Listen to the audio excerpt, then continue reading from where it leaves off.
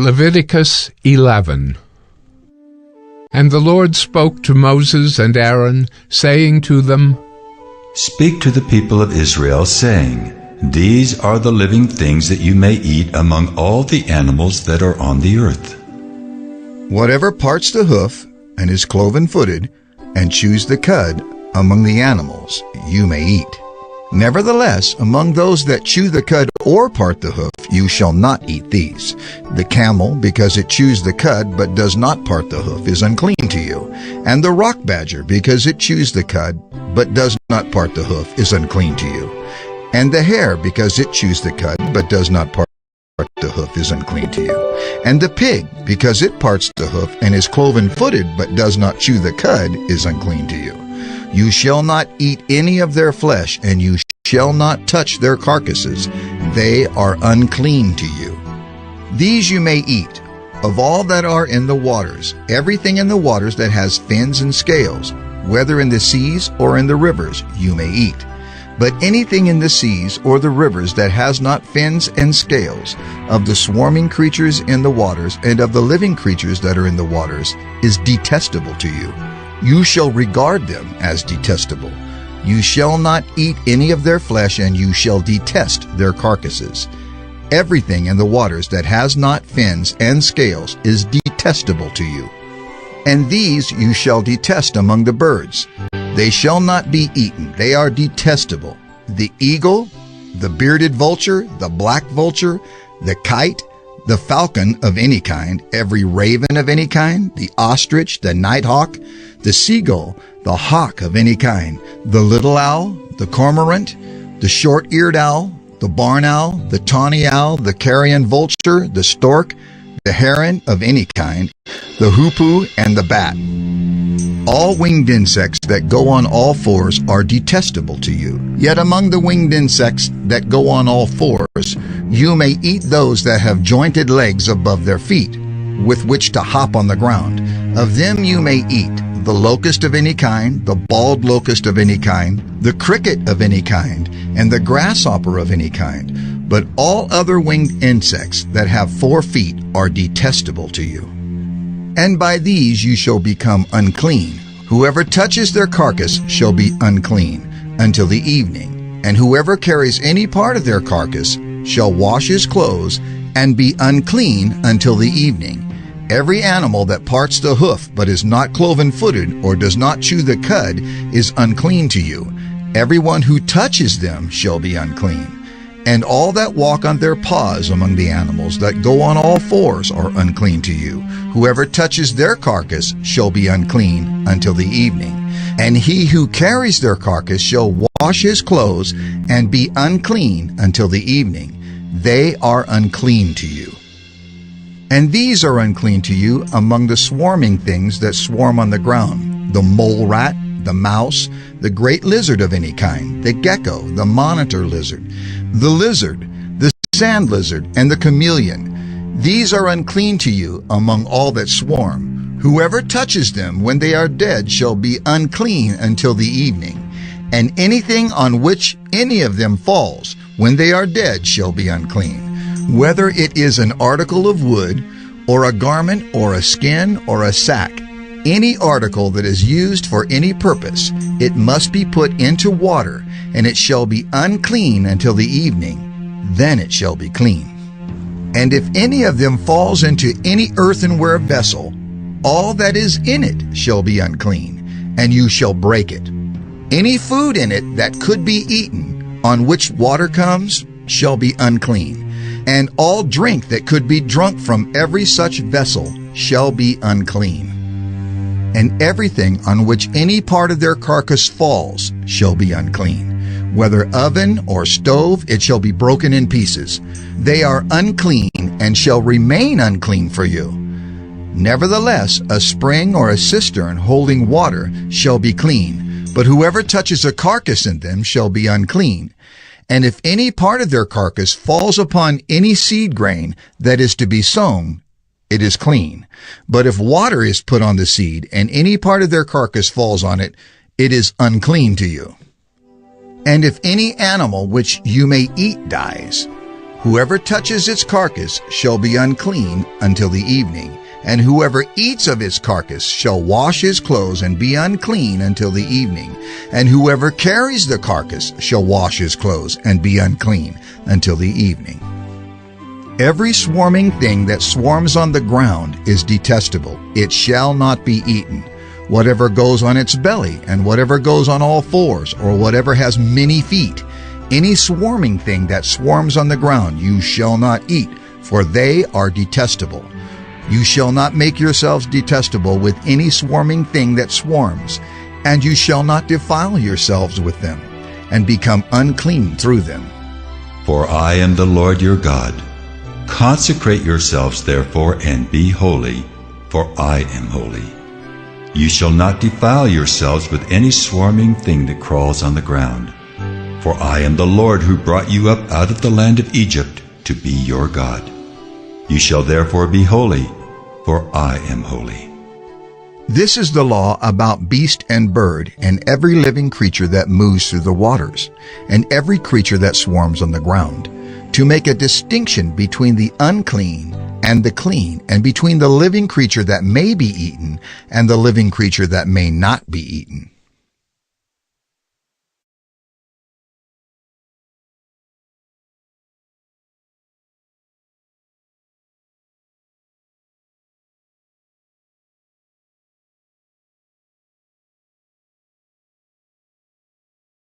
Leviticus 12. The Lord spoke to Moses, saying, Speak to the people of Israel, saying, If a woman conceives and bears a male child, then she shall be unclean 7 days, as at the time of her menstruation. She shall be unclean. And on the 8th day the flesh of his foreskin shall be circumcised. Then she shall continue for 33 days in the blood of her purifying. She shall not touch anything holy, nor come into the sanctuary until the days of her purifying are completed. But if she bears a female child, then she shall be unclean 2 weeks, as in her menstruation, and she shall continue in the blood of her purifying for 66 days. And when the days of her purifying are completed, whether for a son or for a daughter, she shall bring to the priest at the entrance of the tent of meeting a lamb 1 year old for a burnt offering, and a pigeon or a turtle dove for a sin offering. And he shall offer it before the Lord and make atonement for her. Then she shall be clean from the flow of her blood. This is the law for her who bears a child, either male or female. And if she cannot afford a lamb, then she shall take 2 turtle doves or 2 pigeons, one for a burnt offering and the other for a sin offering. And the priest shall make atonement for her, and she shall be clean.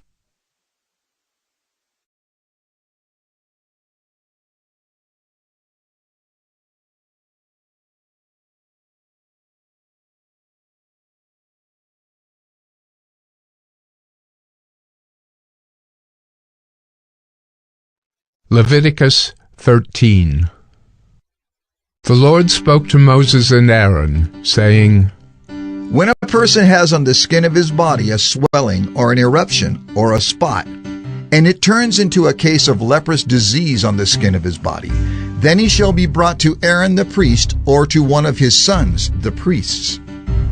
And the priest shall examine the diseased area on the skin of his body, and if the hair in the diseased area has turned white, and the disease appears to be deeper than the skin of his body, it is a case of leprous disease. When the priest has examined him, he shall pronounce him unclean. But if the spot is white in the skin of his body, and appears no deeper than the skin, and the hair in it has not turned white, the priest shall shut up the diseased person for 7 days. And the priest shall examine him on the 7th day. And if in his eyes the disease is checked, and the disease has not spread in the skin, then the priest shall shut him up for another 7 days. And the priest shall examine him again on the 7th day. And if the diseased area has faded, and the disease has not spread in the skin, then the priest shall pronounce him clean. It is only an eruption, and he shall wash his clothes and be clean. But if the eruption spreads in the skin, after he has shown himself to the priest for his cleansing, he shall appear again before the priest, and the priest shall look. And if the eruption has spread in the skin, then the priest shall pronounce him unclean. It is a leprous disease. When a man is afflicted with a leprous disease, he shall be brought to the priest, and the priest shall look.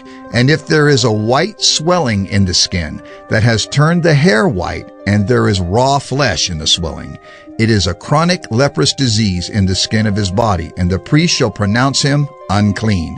He shall not shut him up, for he is unclean. And if the leprous disease breaks out in the skin, so that the leprous disease covers all the skin of the diseased person from head to foot, so far as the priest can see, then the priest shall look. And if the leprous disease has covered all his body, he shall pronounce him clean of the disease. It has all turned white, and he is clean. But when raw flesh appears on him, he shall be unclean, and the priest shall examine the raw flesh and pronounce him unclean. Raw flesh is unclean, for it is a leprous disease. But if the raw flesh recovers and turns white again, then he shall come to the priest, and the priest shall examine him. And if the disease has turned white, then the priest shall pronounce the diseased person clean. He is clean. If there is in the skin of one's body a boil, and it heals, and in the place of the boil there comes a white swelling or a reddish white spot, then it shall be shown to the priest, and the priest shall look. And if it appears deeper than the skin, and its hair has turned white, then the priest shall pronounce him unclean. It is a case of leprous disease that has broken out in the boil. But if the priest examines it, and there is no white hair in it, and it is not deeper than the skin, but has faded, then the priest shall shut him up 7 days. And if it spreads in the skin, then the priest shall pronounce him unclean. It is a disease. But if the spot remains in one place and does not spread, it is the scar of the boil, and the priest shall pronounce him clean. Or when the body has a burn on its skin, and the raw flesh of the burn becomes a spot, reddish white or white, the priest shall examine it. And if the hair in the spot has turned white, and it appears deeper than the skin, then it is a leprous disease. It has broken out in the burn, and the priest shall pronounce him unclean. It is a case of leprous disease. But if the priest examines it, and there is no white hair in the spot, and it is no deeper than the skin, but has faded, the priest shall shut him up 7 days, and the priest shall examine him the 7th day. If it is spreading in the skin, then the priest shall pronounce him unclean. It is a case of leprous disease. But if the spot remains in one place and does not spread in the skin, but has faded, it is a swelling from the burn, and the priest shall pronounce him clean, for it is the scar of the burn. When a man or woman has a disease on the head or the beard, the priest shall examine the disease, and if it appears deeper than the skin, and the hair in it is yellow and thin, then the priest shall pronounce him unclean. It is an itch, a leprous disease of the head or the beard. And if the priest examines the itching disease, and it appears no deeper than the skin, and there is no black hair in it, then the priest shall shut up the person with the itching disease for 7 days. And on the 7th day the priest shall examine the disease. If the itch has not spread, and there is in it no yellow hair, and the itch appears to be no deeper than the skin, then he shall shave himself. But the itch he shall not shave. And the priest shall shut up the person with the itching disease for another 7 days. And on the 7th day the priest shall examine the itch, and if the itch has not spread in the skin, and it appears to be no deeper than the skin, then the priest shall pronounce him clean, and he shall wash his clothes and be clean. But if the itch spreads in the skin after his cleansing, then the priest shall examine him. And if the itch has spread in the skin, the priest need not seek for the yellow hair. He is unclean. But if in his eyes the itch is unchanged, and black hair has grown in it, the itch is healed, and he is clean, and the priest shall pronounce him clean. When a man or a woman has spots on the skin of the body, white spots, the priest shall look, and if the spots on the skin of the body are of a dull white, It is leukoderma that is broken out in the skin. He is clean. If a man's hair falls out from his head, he is bald. He is clean. And if a man's hair falls out from his forehead, he has baldness of the forehead. He is clean. But if there is on the bald head or the bald forehead a reddish-white diseased area, it is a leprous disease breaking out on his bald head or his bald forehead. Then the priest shall examine him, and if the diseased swelling is reddish-white on his bald head or on his bald forehead, like the appearance of leprous disease in the skin of the body, he is a leprous man. He is unclean. The priest must pronounce him unclean. His disease is on his head. The leprous person who has the disease shall wear torn clothes, and let the hair of his head hang loose. And he shall cover his upper lip and cry out, "Unclean, unclean." He shall remain unclean as long as he has the disease. He is unclean. He shall live alone. His dwelling shall be outside the camp. When there is a case of leprous disease in a garment, whether a woolen or a linen garment, in warp or woof of linen or wool, or in a skin, or in anything made of skin, if the disease is greenish or reddish in the garment, or in the skin, or in the warp or the woof, or in any article made of skin, it is a case of leprous disease, and it shall be shown to the priest. And the priest shall examine the disease, and shut up that which has the disease for 7 days. Then he shall examine the disease on the 7th day. If the disease has spread in the garment, in the warp or the woof, or in the skin, whatever be the use of the skin, the disease is a persistent leprous disease. It is unclean. And he shall burn the garment, or the warp, or the woof, the wool, or the linen, or any article made of skin that is diseased, for it is a persistent leprous disease. It shall be burned in the fire. And if the priest examines, and if the disease has not spread in the garment, in the warp, or the woof, or in any article made of skin, then the priest shall command that they wash the thing in which is the disease, and he shall shut it up for another 7 days.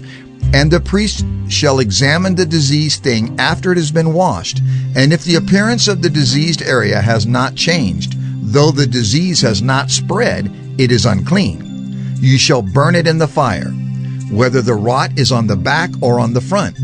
But if the priest examines, and if the diseased area has faded after it has been washed, he shall tear it out of the garment, or the skin, or the warp, or the woof. Then, if it appears again in the garment, in the warp, or the woof, or in any article made of skin, it is spreading. You shall burn with fire whatever has the disease.